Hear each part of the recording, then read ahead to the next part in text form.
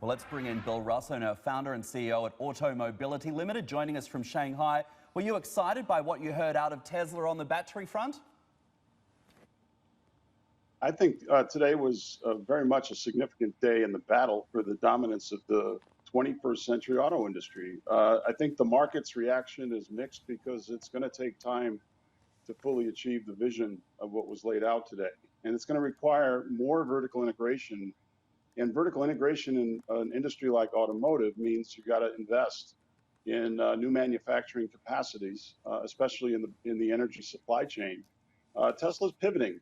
They're pivoting from being a pure manufacturer of vehicles to being a supply chain aggregator and controlling some of the resources needed to power the electric vehicles that it manufactures. Is 3 years, do you think, a bit too optimistic to get this new technology on board? I think it's actually quite realistic if they if they have the development of the battery chemistries already proven.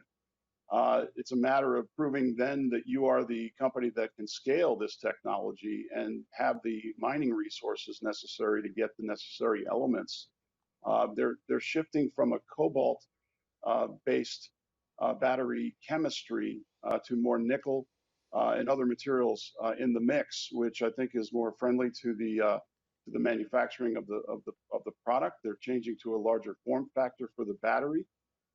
They're pivoting to becoming a supply chain for energy company, not just a manufacturer of electrified vehicles. Speaking of that pivot, Bill, it's hardly out in Abu Dhabi. I mean, I've been obviously watching the latest from the UN General Assembly, watching these world leaders coming together, but not really speaking to one another, speaking at each other, if you will. Do you see that there's any wiggle room as we move into the presidential election for something to move on this, as these leaders, frankly, are focused on what happens after November 4?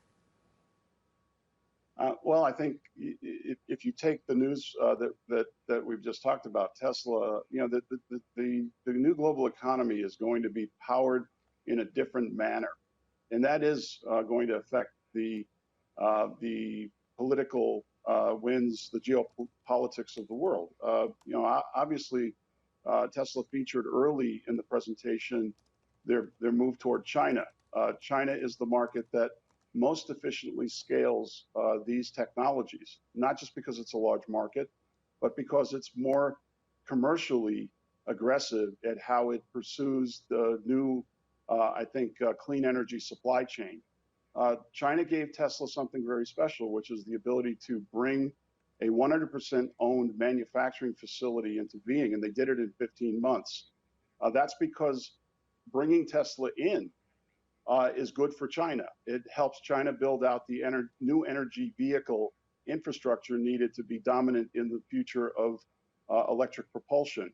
So I think that's you know, going to shift the winds in favor of countries that embrace the new energy future, the electric vehicle future.